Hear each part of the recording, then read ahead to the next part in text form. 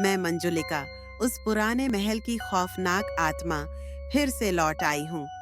भूल भुलैया 4 में मेरा प्रतिशोध और रहस्य फिर से आपको डरा कर दिखाएगा। तैयार हो जाओ। मंजुलिका एक समय में उस महल की शक्तिशाली और सुंदर रानी थी, जो अपनी सुंदरता और जादुई शक्तियों से सभी को सम्मोहित कर लिया करती थी।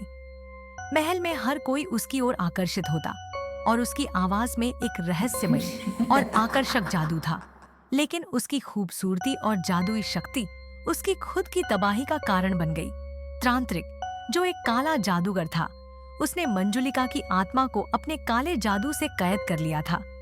तांत्रिक के जादू से मंजुलिका की आत्मा कई वर्षों तक महल में बंद रही और उसकी आत्मा ने हर आने वाले व्यक्ति को डर और आतंक का सामना कराया। मंजुलिका की बदली हुई आत्मा ने महल को एक खौफनाक स्थान बना दिया था।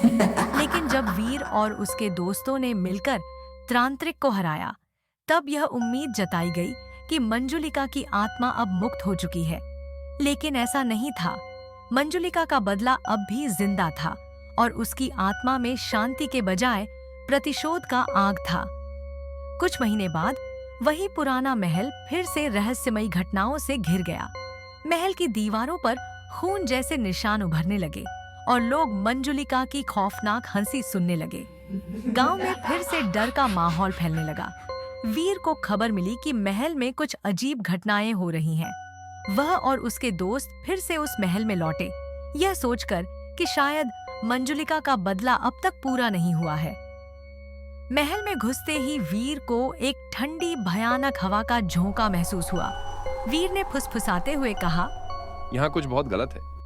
तभी अंधेरे में मंजुलिका की परछाई उनके सामने उभरी। उसकी लाल जलती आंखें और काले घुंघराले बाल उसे और भी डरावना बना रहे थे। वह ठाका लगाकर हंसते हुए बोली, तो फिर आ गए तुम सब। क्या सोचा था कि तांत्रिक को हराकर मुझे भी मुक्त कर दोगे? वीर ने दृढ़ता से जवाब हमने दिया, सोचा था कि तुम अपनी मुक्ति पा चुकी हो, लेकिन अगर तुम्हें बदला चाहिए तो बताओ किससे है। तुम्हारे साथ हुए अन्याय का हमें दुख है, मंजुलिका। मंजुलिका की आवाज और भी भयानक हो गई। अन्याय का दुख, हाँ, बहुत हुआ है। पर तांत्रिक अकेला नहीं था। गांव के कुछ लोग भी मेरे साथ उस रात थे। उन्होंने मुझे धोखा दिया और अब मैं यहाँ आई हूँ उन्हें सबक सिखाने। वीर ने शांत स्वर में कहा, मंजुलिका, प्रतिशोध तुम्हें और बेचैन करेगा। अपने दर्द को छोड़ दो। मंजुलिका की आंखों में गहरी नफरत थी। वह हंसते हुए बोली, छोड़ दूं? मेरे साथ हुए विश्वासघात का बदला कैसे छोड़ दूं?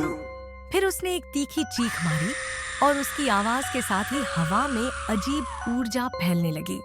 तभी वीर और उसके दोस्तों ने मंजुलिका को रोकने का निश्चय किया।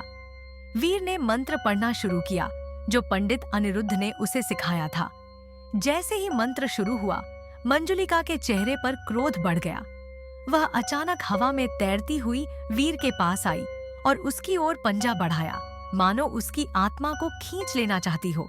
एक दोस्त ने वीर को बचाने के लिए मंजुलिका की ओर एक तांत्रिक गदा फेंकी। मंजुलिका ने गुस्से में चीखते हुए उसे हवा में ही रोक लिया और उसके हाथ से गदा खींच ली। वह गुस्से में गरजती हुई बोली, तुम सब मेरे दुश्मन बनना चाहते हो तो तैयार रहो। फिर शुरू हुई मंजुलिका और वीर के बीच एक भयानक लड़ाई। मंजुलिका अपने खतरनाक जादुई हमलों से वीर पर वार करती रही। उसके इर्द गिर्द अजीब सी धुंध सी फैल गई थी और हर बार वह चीखती, महल के दरवाजे खुद ब खुद बंद होने लगते।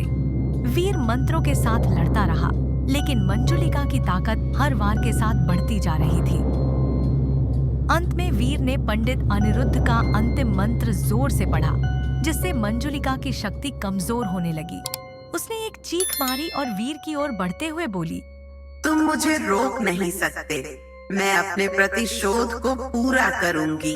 वीर ने हिम्मत नहीं हारी और कहा, तुम्हें मुक्ति की जरूरत है मंजुलिका। अपना प्रतिशोध छोड़ दो। अंततः मंत्रों की शक्ति ने मंजुलिका को थका दिया और वह धीरे धीरे धुंध में बदलने लगी। उसकी आवाज में अब दर्द और करुणा का स्वर था। उसने धीरे से कहा, मुझे इंसाफ मिला होता तो शायद मैं शांत होती। पर इस दुनिया ने मुझे धोखा दिया। उसकी धुंधलाती छवि महल में गूंजती हंसी के साथ धीरे धीरे गायब हो गई। गांव में एक अनुष्ठान आयोजित किया गया, जहां गांव वालों ने मंजुलिका की आत्मा के लिए प्रार्थना की ताकि उसे सच में शांति मिल सके।